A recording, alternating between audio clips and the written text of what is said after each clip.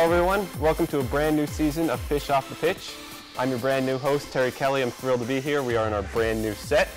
And the only constant, I think, is the man over here, head coach Jeremy Fishbein. Coach, welcome to the new season. What's going on? Not much, just happy to be here. What do you think of the new set? It's a virtual set, so it's really not a set. I'm still, I don't know what to say. The whole thing's kind of, I'm overwhelmed. I mean, I'm just sitting in a room, basically in the middle of a warehouse, green walls, and a table, and this is like a set. It just, I don't know. I'm sure I'll get used to it, you know. I mean, haven't done a lot of this kind of stuff, and we'll go with it. I'll give it a shot. I think it'll all work out. Yeah. So to start the season, you've had 3 tough games at UCLA, and then home against San Diego and Santa Barbara. All 3 teams were ranked. Talk about, just kind of start at the beginning, talk about the UCLA match. Virtually, or pretend like it's a real studio, or what's the deal? However you feel most comfortable. I'm just going to pretend I was in the studio I was in last year. The comfy chairs. And Richard Stevens is back. No, it's not so much Richard Stevens. It's just I'm a creature of habit, and I just got to get out of that habit, or just being a creature. I don't know, but I just got to move on, move forward, and get going. So 3 games in, 3 ranked opponents, and you know, I feel good. I feel good because we won yesterday. You know, it was a big game, but working backwards, you know, opened it up.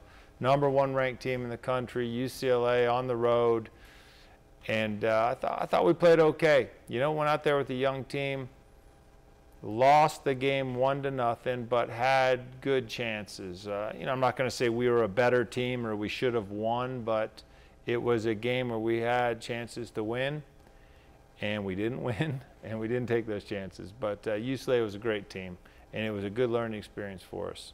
And we came out of there, of course, disappointed to not get a result, but we learned about ourselves, and I think we came out of that game very confident and positive with what the season had in store for us. So we got back to work, and came home this weekend for our season opener, Friday night versus University of San Diego. And San Diego's a team we played last year. We beat them 2-0 at their place, and they ended up having a very good season, went to the NCAA tournament. They brought in some real quality players this year, some transfers, and had a real mature team. I think they started 6 or 7 seniors against us Friday night. And they were coming off 2 victories, so they were 2-0 coming into our game. And we played fairly well. The final on Friday was 2-2. They scored first, end of the first half, came back with 2 goals. We went up 2-1, and then they tied it up fairly late in the game, and their keeper made a big save in overtime. I thought we were gonna pull it out, and it finished 2-2. You know, not the best result, you know, in a draw in a game that I felt we should have won, but at the same time it could have been much worse. So we went into yesterday's game against Santa Barbara. Santa Barbara, I think, was 12th or 13th in the country, depending upon the polls. And it was an important game for us. You know, we're not used to being 3rd game of the season without a victory, you know. So we had a loss and a tie. Santa Barbara, a tough team who we've had quite a bit of success against. And game opened up, and our first half, it wasn't our best half by any means. They scored a real nice goal, I think, in the 22nd minute.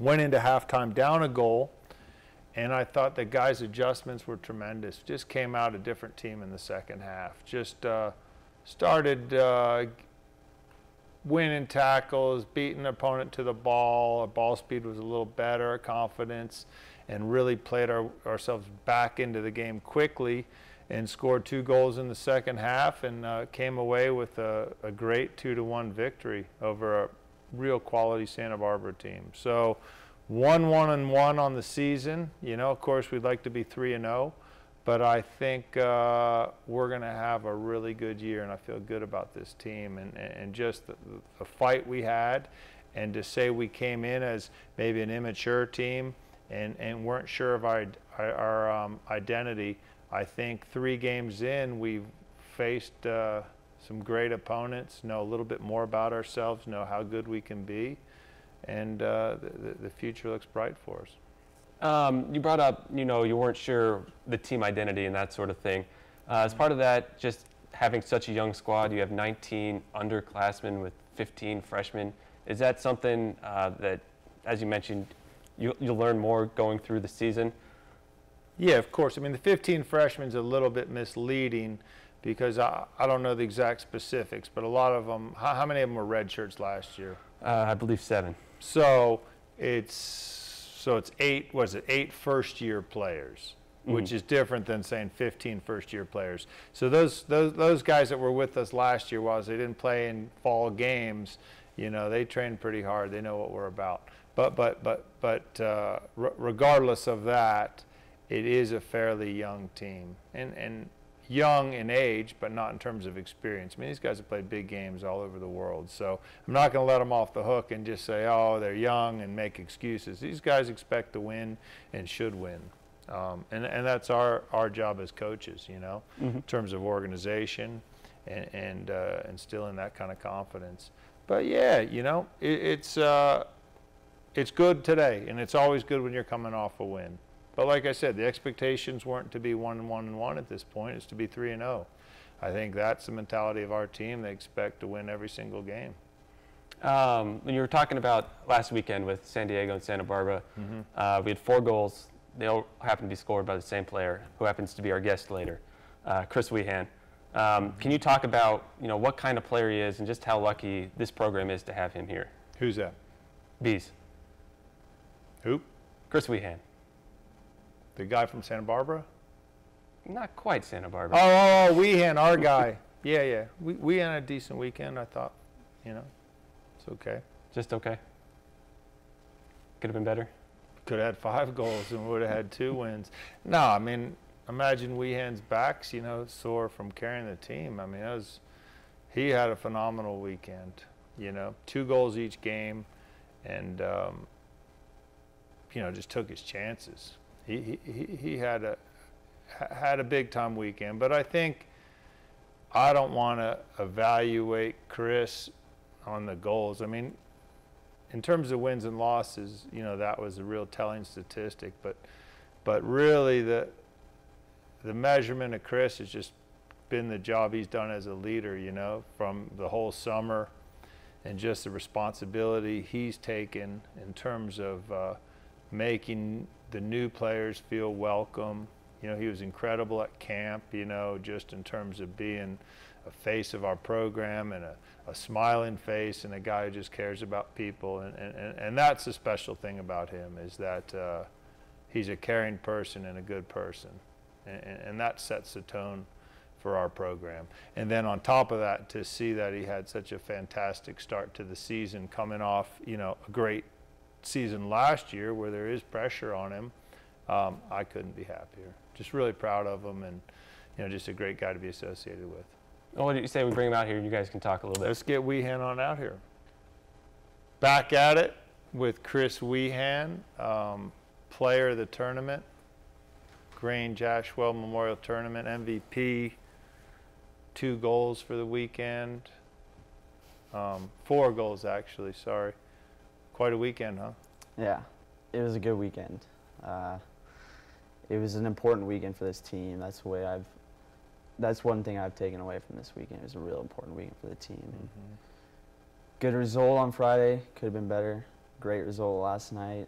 So the momentum's in our favor right now, but we need to keep it rolling. Now, did you do this show last year? I did. What do you think about the virtual set? I like it. I like it. I'm a younger generation. This is kind of our stuff. I'm kind of. What do you mean younger generation? You saying I'm older? Or not with it? Not with it down yet. To get down? Not with it yet. Maybe in a few episodes you'll be with it. So okay, well. I like it though. Personally, I like it. So I remember last year, we kind of talked about. So you're a California kid, right? Mm-hmm.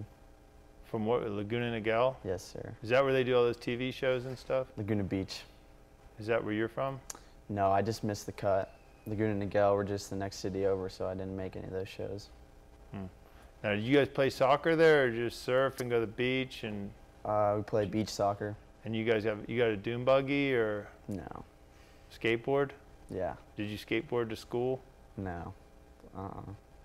You surf to school? Can you like get on your surfboard and go to school or not? You could be on the surf team for the school. Were you on that? No, I wasn't. Okay. Now, how many kids in your family again? I remember you told me. 6. Okay. 6 kids. And where do you lie in terms of the 6? I'm third in line. I have 2 older brothers, 2 younger sisters, and then the youngest is another brother. Okay. So how's that kind of taken like a leadership role this year in terms of, you were a middle kid, so, you were, I guess, a role model to some of the kids. You kind of followed suit to the older ones. Is it a pretty natural thing for you think? That's an interesting way to look at it.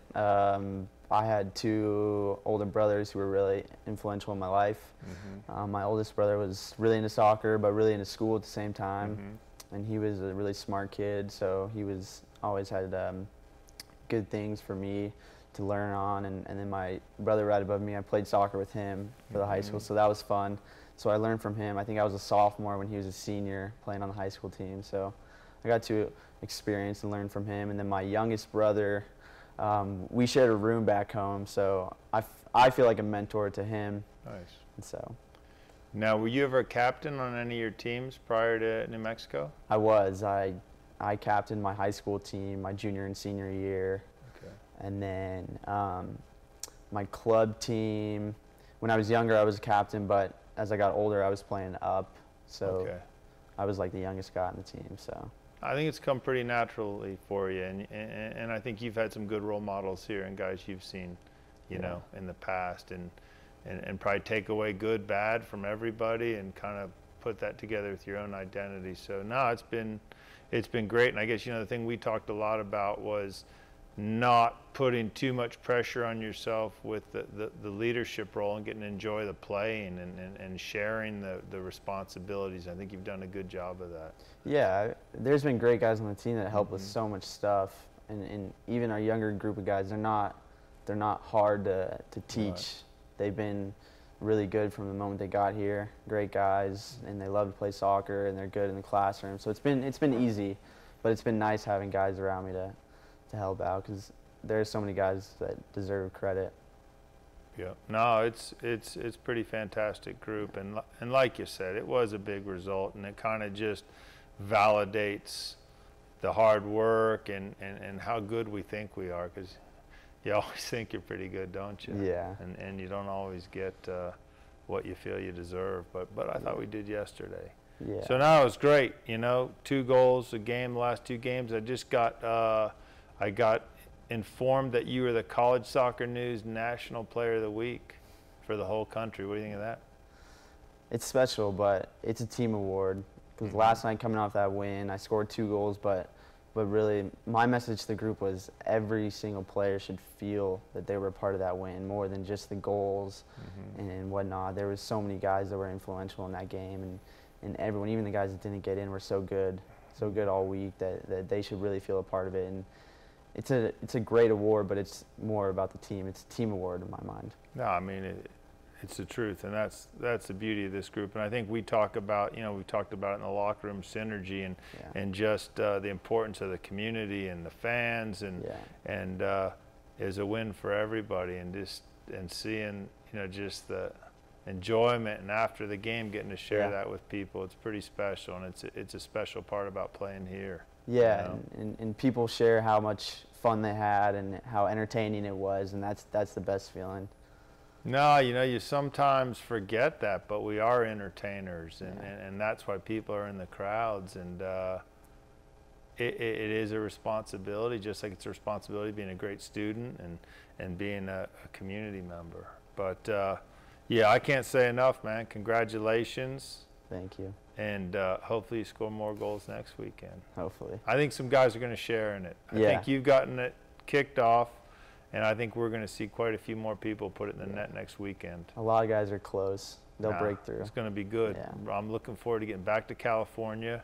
Cal State Northridge Friday night. Yeah. That's always a fun game. Yeah. Loyola Marymount on Sunday. And we'll probably have all your family and your extended family out there. Yeah. I might take up the whole pass list again. How many Weehan siblings will be there? Out of the 6 of you, how many kids will be there in addition to you? 3 others. So 4 of the 6 Weehan Yeah. kids. Yeah, I got a brother in Japan right now and a sister up at Chico State, so they won't be there. Okay. Well, But 4 out of 6, yeah, that's not bad. Not bad. Well, all right. Well, thanks again. Yeah, thanks for Incredible having me on. weekend. Thank you. And hopefully, you know, I get more accustomed to this set. I assume there's things around me because right now there's nothing here. I'm just in a warehouse. It's green. Yeah. But I think to the people viewing, there'll be some kind of backdrop. Yeah, I think it'll look good for the The people. beard will here. look good. Hopefully, Virtual. yeah. Now, is that a virtual beard or is that a real No, beard? it's real. It's real. It's rugged, man. Yeah. I like it. I like it. All right. Well, thanks, Chris. We'll Yeah. bring her back with Terry. We're going to shut this thing down. Enjoy the rest of the day, I will. and then we'll be hitting it hard tomorrow, Yep. getting after it, getting ready for Friday. Yeah. Thank you. Thanks for All having me right. on. Thank you. Okay, welcome back to Fish Off the Pitch. You know, Chris Weehan, great young man. This is my 2nd year with the team. It's been a real pleasure getting to know him. Yeah, I mean, he's probably not as good of a guy as he comes off, but I don't think a kid could be that good of a kid, but maybe he is. I don't know. Little like Eddie Haskell, Leave It to Beaver. Is that the right name? I don't know, man. Weehan is a solid kid. You know, he's got great parents. I think I've met all 5. I don't know if I met 5 or 4 of his brothers and sisters. Man, they're all nice. It's just a nice, hard-working family and good values, and he's a pleasure to coach. You know, he'll slip up at some point, I'm sure, do something, but he hasn't yet. No, he's a great student and can't say enough. It was interesting, you know, we went on break, and Casey Byers, who's like the producer, just basically runs this whole Lobo TV. His dad called in, Chris Byers, called in from Montana, and he's a veteran TV guy. I think he's done it for like 40 years. He's the voice of, I think, Montana State and University of Montana football. He's really the voice of the whole state of Montana. He Voice is of Montana. Yeah, and he said, hey, man, get over this whole virtual thing. Get with the times, kid. Wake up. Smell the coffee. So I'm going to try to.